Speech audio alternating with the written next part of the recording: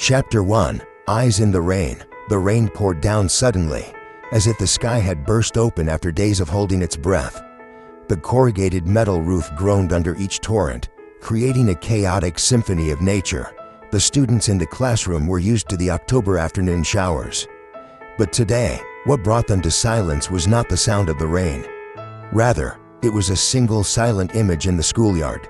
Right in the middle of the slippery concrete yard stood a deer. Not a decorative model, nor a trick of the light through the window.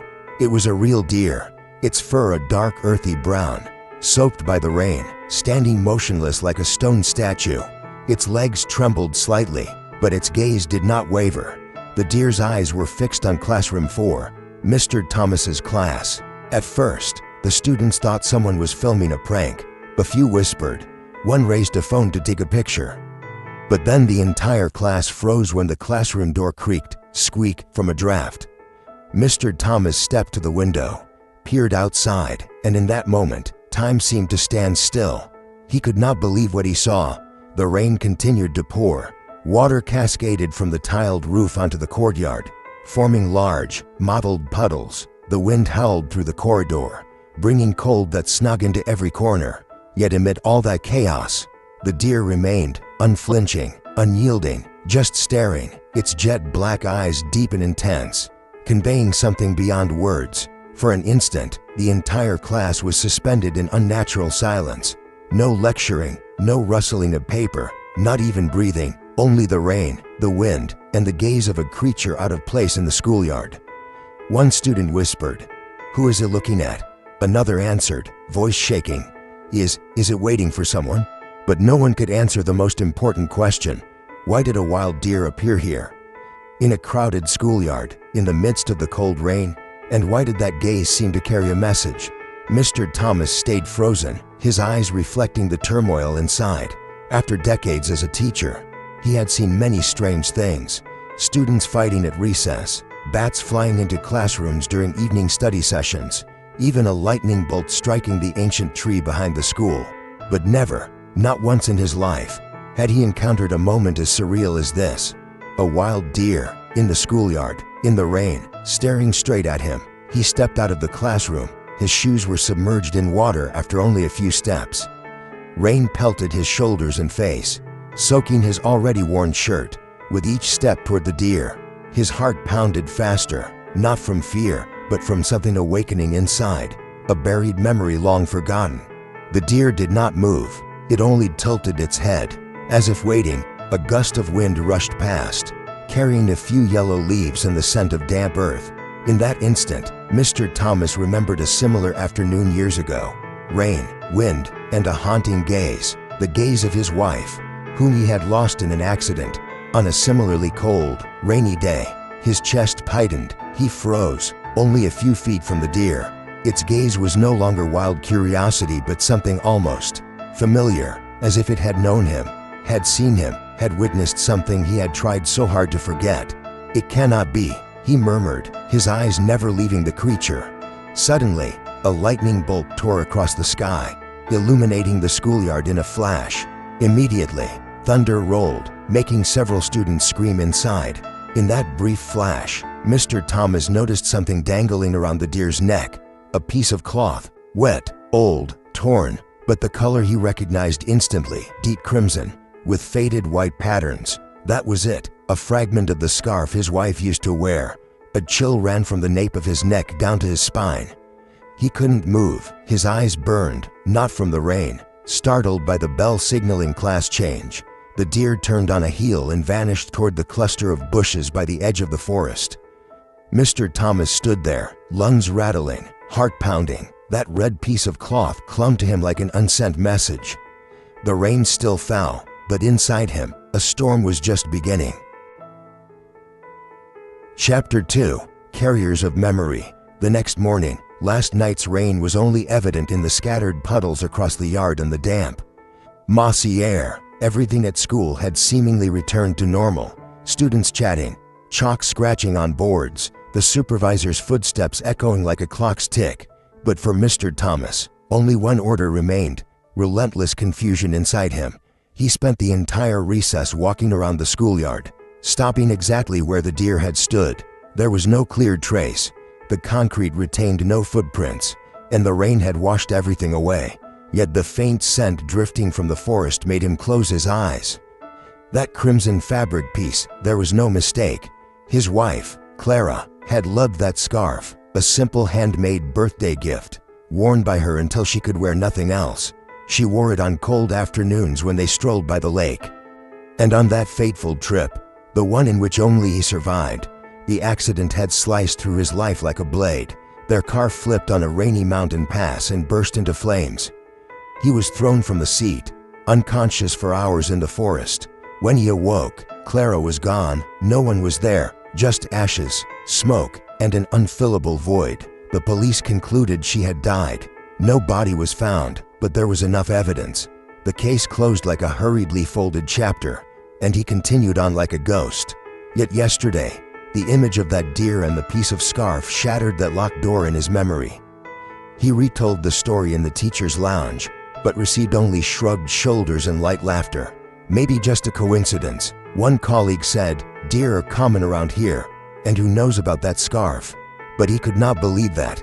The deer's gaze was not vacant. It was laden with purpose, as if it was carrying a message. During the final lesson, while students were taking a test, he furtively looked out the window. The rain had stopped, but the wind still blew as if the storm's breath lingered. And there it was again, the deer, in the same spot, center of the schoolyard. This time, it wasn't wearing the red fabric. Instead, a thin piece of rope hung around its neck, as if someone had once tried to hold it but let go.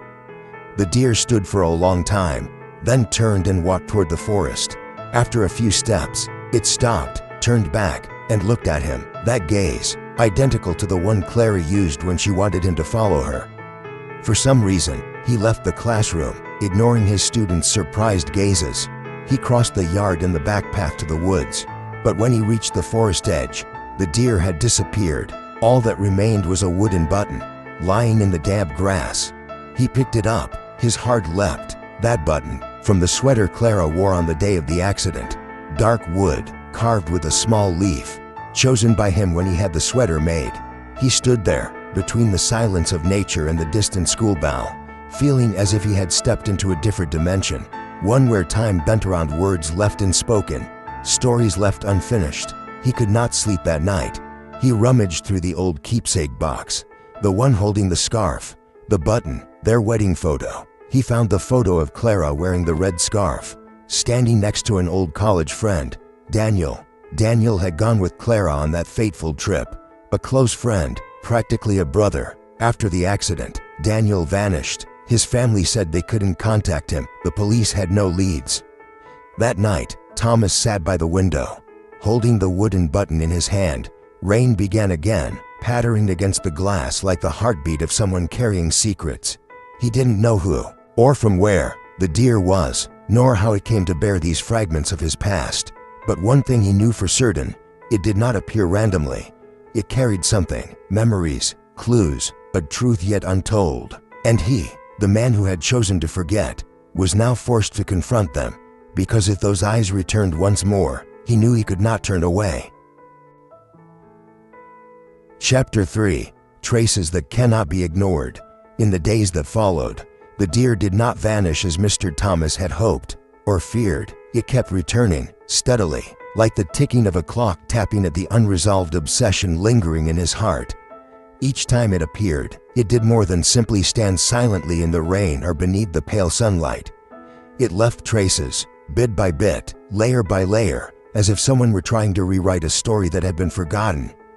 The third time, when Mr. Thomas arrived at school earlier than usual, the deer was already standing in the yard, shrouded in the thin morning mist. This time, it did not look at him.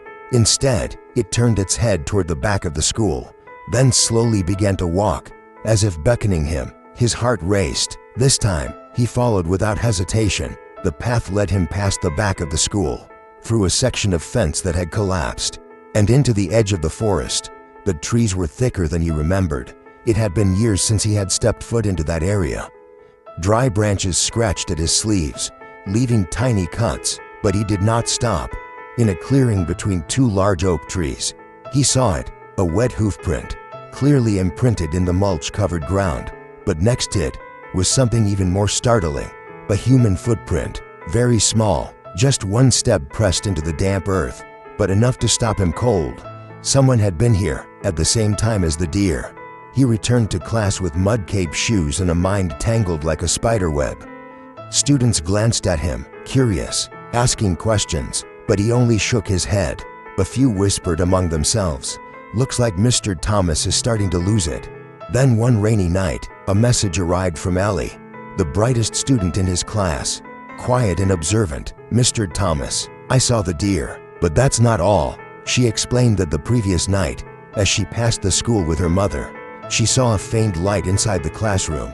Classroom 4, under the dim glow, the deer stood at the window, staring inside. But what made Ellie shiver was this: it seemed like someone was inside the classroom.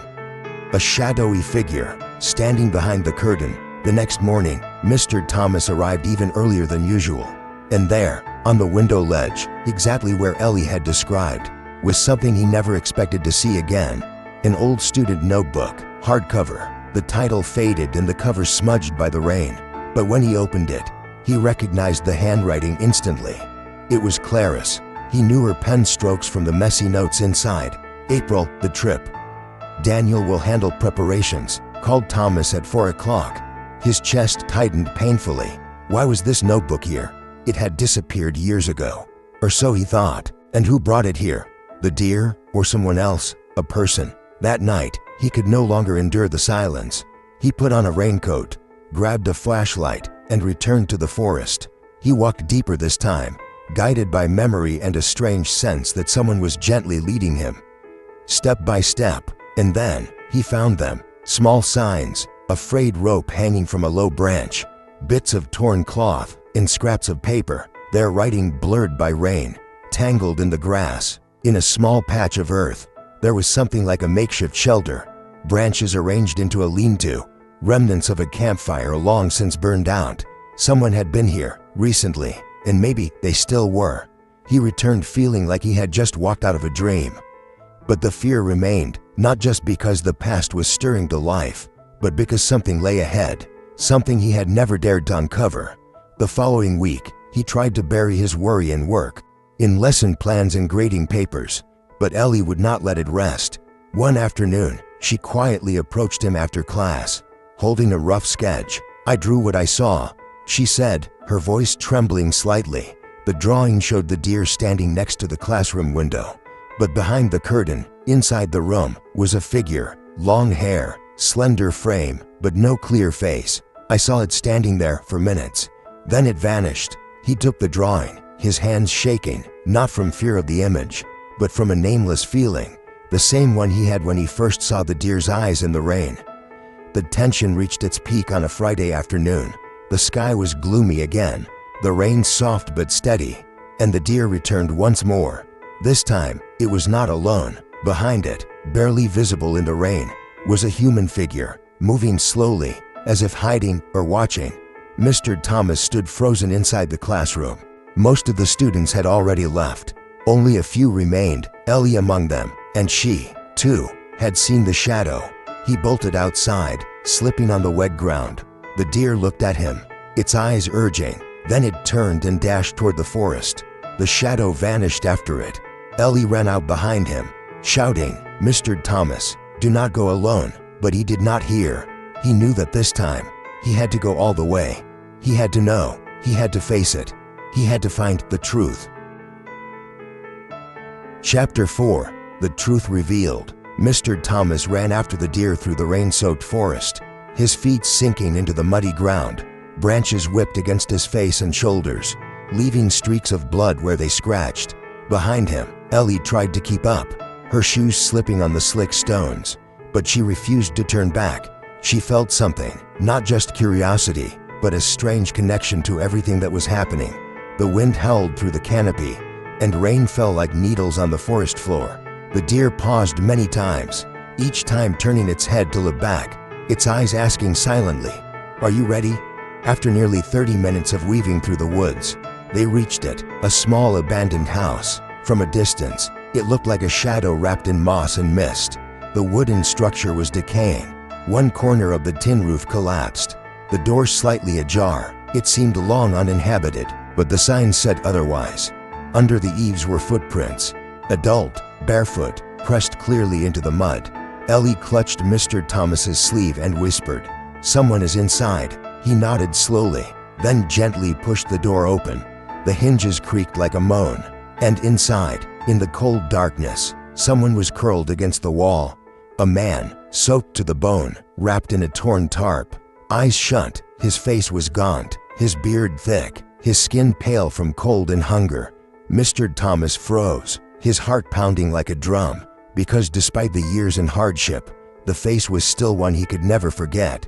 "Daniel," the man stirred faintly, lips moving without sound. Mr. Thomas knelt down, gently shook him, his hands trembling. Ellie pulled out her phone to call for an ambulance, but the signal was weak.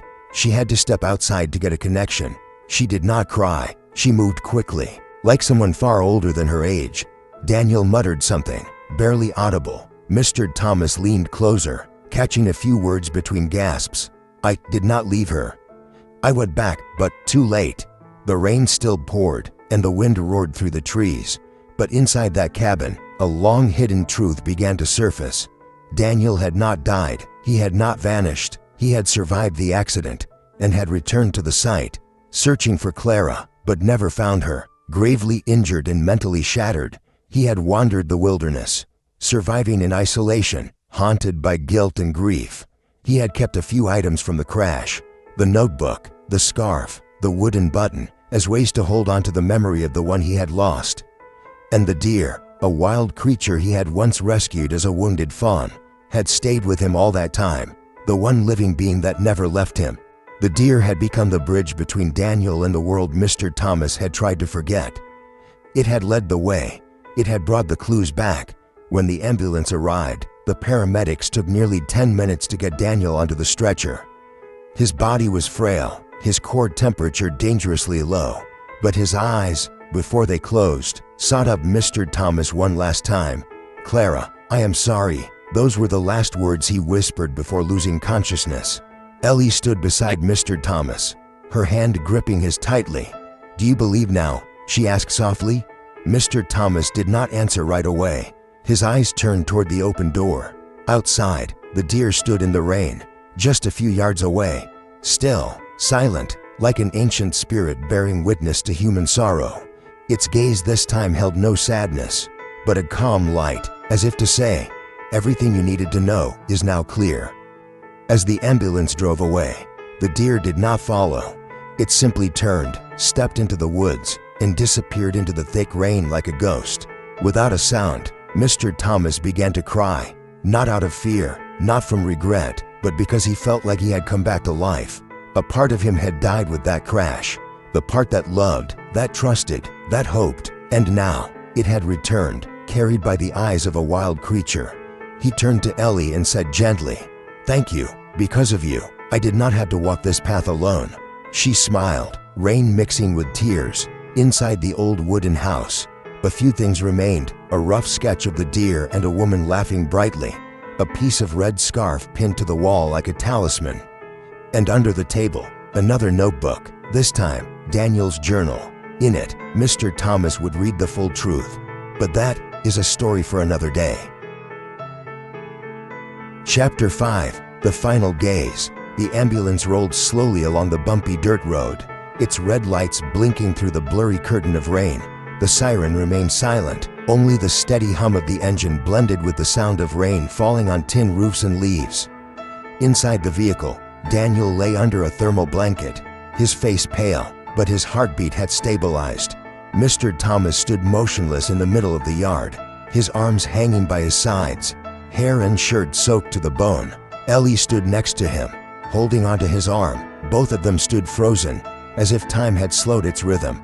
Then, they saw it, for the last time, the deer, from the edge of the forest. It emerged, soft and silent like a fading dream at dawn. Raindrops trickled down its thick, dark fur, and each of its steps made no sound. It stopped right at the tree line, where the ambulance lights had just disappeared. It did not approach, it did not retreat, it just stood there, watching. Its eyes, this time, held something different, no longer questioning, no longer burdened with sorrow or vague longing. This was a gaze of warmth, the peace, as if it understood that everything had finally come to an end. Mr. Thomas slowly stepped forward. The rain still fell, but he no longer felt cold. "Thank you," he whispered, knowing the deer might not understand, but its eyes seemed to nod in reply, with just a slight tilt of the head. A quiet pause in the falling rain, as if between them, something had been passed on, without a single word, beyond the boundaries of language. Then the deer turned away. Not hurried, not startled, it walked slowly into the forest, each step as soft as a breath, and just before it vanished behind the thick canopy of leaves, it stopped once more and looked back at him one final time. This time, its eyes pierced through time itself, through all the years he had lived in silence and regret, as if to say, "You have walked the whole path. What comes next is yours alone." And then, it was gone, no sound, no trace, as if it had never existed. Ellie let out a long breath, as though releasing something from deep inside her chest. "Mr. Thomas," she whispered, "do you think it will come back?" He did not answer right away. He gazed into the empty forest, where raindrops still fell straight down, where the deer had once stood, once led the way, once awakened sleeping memories. Finally, he said, "No, and I hope it never does." Ellie was surprised. "Why not, sir?" He turned to her, his eyes gentle but tired. "Because if it comes back, it means another pain has not been healed." The next day, school returned to normal. No one mentioned the deer again, except for a few students whispering fantastical stories to one another. News about Daniel never spread. Mr. Thomas chose to remain silent, out of respect for both the past and the present. But he changed. He was no longer the teacher who wandered the hallways like a shadow. He smiled more, taught with a brighter gaze, and occasionally paused to look out the window, not to wait for someone, but to remember something profound, something both lost and newly found. In his desk drawer, he kept Ellie's drawing carefully, the picture of the deer in the rain, next to a shadowy figure behind the curtain. No one could say for certain who that figure was. Clara, Daniel, or perhaps just memory itself. Maybe it was all three. One late afternoon, when the rain returned, Mr. Thomas walked down the empty hallway, holding the old wooden button. That tiny object, once proof of a lost love, had now become a symbol of something miraculous, connection. And in that moment, he understood, not everything needs to be explained. He did not need to know why the deer had the scarf, the notebook, or how it knew the way back. He did not need to understand it with logic, because some things can only be understood with the heart. Chapter 6. The Invisible Connection. At last, when every door had closed, when Daniel had been rescued, the past illuminated, and the deer never returned, Mr. Thomas began to see everything through new eyes. Not the eyes of a man broken by grief, trying to survive, but of someone who had walked to the edge of the abyss and stepped back, no longer the same. He understood, more deeply than ever, that there are connections in life that cannot be explained by logic, and do not need to be. There are invisible threads between people, between humanity and nature, between life and memory, that exist quietly, persistently, and will reveal themselves when the time is right. That deer was not a miracle, nor a hallucination. It was the embodiment of something beyond species, empathy, memory, and deep connection that no language could fully contain. A wild creature, with no voice, no reason, had become the sole bridge between him and a chapter of life once left behind. No one taught it to do that. No one commanded it, but it did, guided by instinct, by heart, by a form of loyalty and remembrance no one could have predicted. He remembered its eyes, in the rain, in the sun, in the depths of the forest, a gaze both distant and intimate, a gaze that made one reflect inward, made one ask, "What have I not seen? What have I left behind? What memory still waits to be called by name? And more importantly, do I have the courage to face it, to step into the rain, just as the deer once stepped into the schoolyard all those years ago?" Ellie, the little student, was now in high school, but she still visited him often. They would stand by the old classroom window, looking out at the yard, where the deer's footprints still lingered in memory. "Do you really believe it was ever here?" she asked once, on a lightly rainy afternoon. "I do not believe," he replied. "I know. And that made all the difference. To know is to have touched something with your soul. To know is to feel an invisible hand once held yours, guiding you through pain, a deer, an old scarf, a gaze in the rain. Sometimes, that is all it takes for someone to return from the edge. Not return to who they were, but return as someone new, lighter, freer, and for the first time in many years, to look up at the sky and no longer see the rain as something to fear, but as a beginning,